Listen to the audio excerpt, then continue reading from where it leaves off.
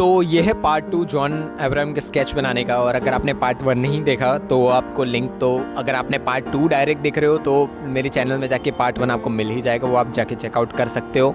और पार्ट 1 में जैसे कि हमने डिस्कस किया था कि हेयर्स कैसे बनाएं और हेयर्स को मोर रियलिस्टिक कैसे बनाएं, तो ये पार्ट में हमारा फोकस मेनली लाइट्स पे रहेगा, लाइट्स कैसे पड़ रही है और लाइट सोर्स से हम जो शेड्स बन रहे हैं उस पर हमारा फोकस रहने वाला है। तो ट्यूटोरियल स्टार्ट करने से पहले भाई बहुत लोग मेरे पूरे स्केचेस देख रहे हैं और ये सब चीज़ें मतलब कमेंट कर रहे हैं कि अच्छे स्केचेस है, कुछ सीखा है उन्होंने, बट सब्सक्राइब नहीं कर रहे हैं। भाई मोटिवेशन कहाँ से आएगा अगर लोग 50-60 लोग मतलब सब्सक्राइब कर रहे हैं, व्यूज़ आ रहे हैं, कमेंट कर रहे हैं लोग, अच्छी चीज़ है, बट सब्सक्राइब नहीं कर रहे हैं। सब्सक्राइब करो बहुत जल्दी, भाई को आगे तक जाना है।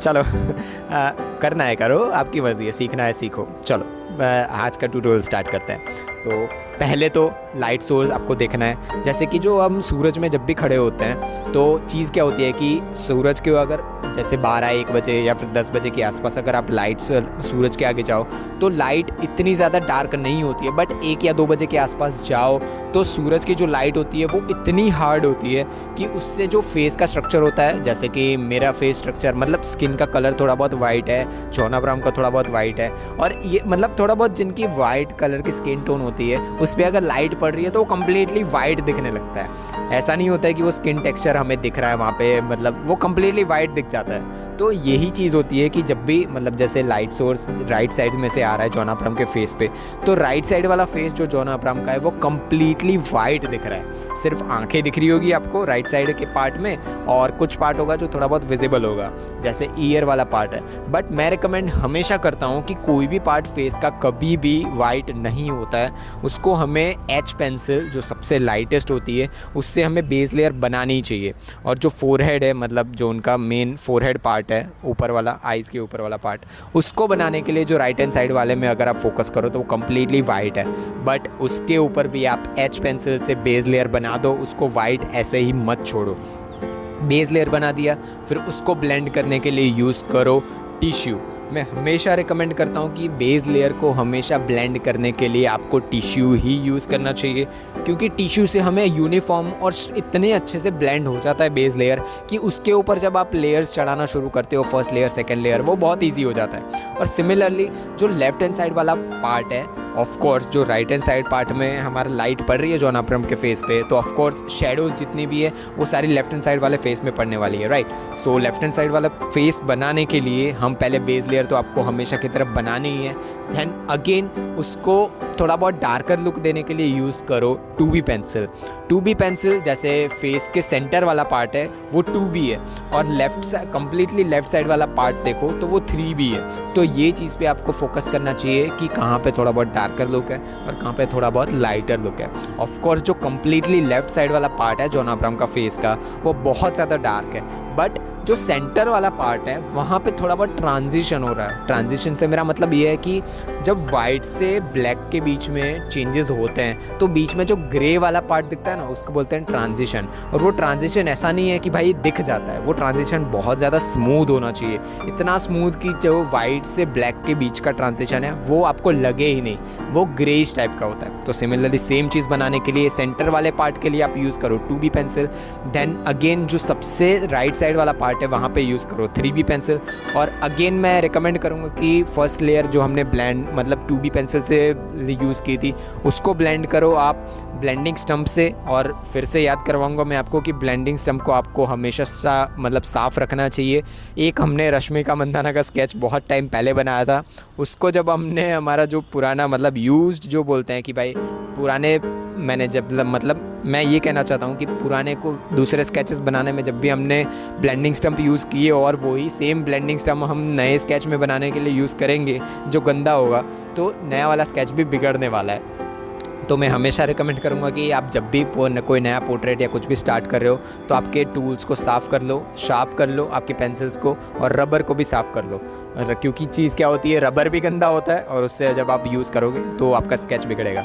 अब हमारा राइट साइड वाला पार्ट का ईयर है, क्योंकि राइट साइड वाले पार्ट के ईयर में लाइट डायरेक्टली पड़ रही है, तो यहाँ पे भी एच पेंसिल का बहुत ज़्यादा हेल्प होगी। एच पेंसिल से आउटलाइन बना दो, और मैं रिकमेंड करूँगा कि आउटलाइन बनाते टाइम आप प्रेशर अप्लाई ज़्यादा मत करना, क्योंकि वहाँ पे लाइट डायरेक्ट पड़ रही है और कहीं पे भी अगर थोड़ा बहुत डिटेल दिख गई कि कभी भी जो फेस होता है ना उसकी आउटलाइंस नहीं होती है। आउटलाइंस हम सिर्फ हमारे लिए बनाते हैं। ऑब्जेक्ट्स होते हैं, जैसे कोई स्क्वायर है, किसी ने टोपी पहन रखी है, और ये सब चीज़ें ऑब्जेक्ट्स और ये सब चीज़ें होती है ना, उसमें आउटलाइंस होती है। बट कभी भी फेस में आउटलाइंस नहीं होती है। आउटलाइंस हमें पता चले ना कि यहाँ से या नो स्टार्ट हो रहा है, यहाँ पे एंड हो रहा है, उसी के लिए हम आउटलाइंस बनाते हैं। अगर आपको किसी चीज़ को रियलिस्टिक में कन्वर्ट करना है तो हमेशा आप आउटलाइंस कैसे आप आपके फेस के साथ ब्लेंड कर सकते हो ईजिली, उसी पे फोकस करना चाहिए। और आउटलाइंस इतनी डार्क कभी भी नहीं बनानी है, बट इतनी लाइट भी नहीं बनानी है कि अगर आपको जब आप आउटलाइंस के साथ ब्लेंड करने का स्टार्ट करो तो वो गायब ही हो जाए। इतनी भी लाइट नहीं बनानी है। देन अगेन ईयर के अंदर वाला पार्ट है वो थोड़ा बहुत डार्कर है, तो अगेन उसको बनाने के लिए आप 2B या 3B पेंसिल ग्रेजुअली धीरे धीरे इंक्रीज़ करते जाना है। जैसे कुछ पार्ट ईयर के ऐसे भी हैं जो थोड़े बहुत डार्कर हैं, जो 2B पेंसिल से कंप्लीट हो जाते हैं, मतलब ईयर के अंदर वाले पार्ट। और कुछ पार्ट ऐसे भी हैं जो कम्प्लीटली डार्क है, मतलब कम्प्लीटली डार्क ये बोल सकता हूँ, वहाँ पे शेडोज़ ज़्यादा बन रही है, तो उसके लिए आप 3B या 4B पेंसिल भी यूज़ कर सकते हो। देन अगेन हमारा सेम टेक्निक लेफ़्ट साइड वाले ईयर पे भी अप्लाई होगा, बट सेम थिंग यहाँ पे ऐसे होगी कि बेस लेयर हमारा बेस लेयर HE पेंसिल होगी, बट हम जाएंगे अप टू, मतलब डार्केस्ट से डार्केस्ट चीज़ ये होगी कि 4B पेंसिल तक जाएंगे हम, क्योंकि 4B पेंसिल भी स्किन टेक्सचर के लिए, और सेम रीज़न होगा कि शेडोज़ वहाँ पे ज़्यादा बन रही है, तो ये चीज़ों पे आपको फोकस करना पड़ेगा। और अब हम फोकस करेंगे आई बनाने में। आई बनाने में चीज़ क्या है कि जॉन अब्राहम के आईज़ जो हैं उसमें मतलब इतनी ज़्यादा डिटेल्स नहीं दिख रही है, कितना भी जूम कर दो, ये फ़ोटो जो रेफरेंस पिक्चर मैंने यूज़ की है उसी में नहीं दिख रही है डिटेल्स। तो पेंसिल से पहले H पेंसिल से आउटलाइन बना दो, देन ग्रेजुअली इंक्रीज़ धीरे धीरे करो 2B पेंसिल 3B पेंसिल। जो उनका प्यूपिल मतलब आई के सेंटर वाला पार्ट है वो डार्क है बहुत ज़्यादा, तो उसको बनाने के लिए 8B पेंसिल आप यूज़ कर सकते हो। आप डायरेक्टली भी यूज़ कर सकते हो और बेस लेयर से भी यूज़ कर सकते हो, क्योंकि वो कम्प्लीटली डार्क है, तो उसमें डिपेंड नहीं करता है कि आप कौन सी मतलब ब्लेंड कर रहे हो या नहीं कर रहे हो। उसके बाद आउटलाइंस को धीरे धीरे इंक्रीज़ करो। और आईब्रोज़ बनाने के लिए मैं रिकमेंड करूँगा मैकेनिकल पेंसिल यूज़ करो 0.75 mm या 0.9 mm, क्योंकि जो हेयर्स हैं मतलब जॉन अब्राहम के आईब्रोज़ के वो बहुत ज़्यादा छोटे हैं, तो उसको भी तो डिटेल देनी है। ऐसा तो नहीं है कि फ्लैट एकदम लुक दे दिया कि भाई स्ट्रेट लाइन बना दी और उसके बीच में जैसे आईब्रोज़ हैं हमने मतलब देख लोगे भाई आईज़ है और ये सब, तो ये चीज़ें नहीं करनी है। ये सबसे बड़ी गलती होती है कि जब मतलब छोटी छोटी चीज़ें होती हैं, छोटी छोटी चीज़ों पे जब आप फोकस नहीं करते हो तो आपका स्केच ब्यूटीफुल नहीं दिखता है। ब्यूटीफुल से मेरा मतलब ये है कि अगर कोई भी देखे तो उसको लगना चाहिए कि भाई ये पर्टिकुलर मतलब जो रेफरेंस पिक्चर है वैसा ही है, रियलिस्टिक जितना हो सके उतना स्केचेस पे डिपेंड करना है। तो ये सब चीज़ें बहुत छोटी छोटी हैं और हम फाइनल पार्ट में मुझे इसी में डिस्कस करना था बट थोड़ा ज़्यादा हो गया, तो डिस्कस करेंगे बियर्ड लिप्स वाला ये सब पार्ट। तो मिलते हैं पार्ट 2 में 3 में।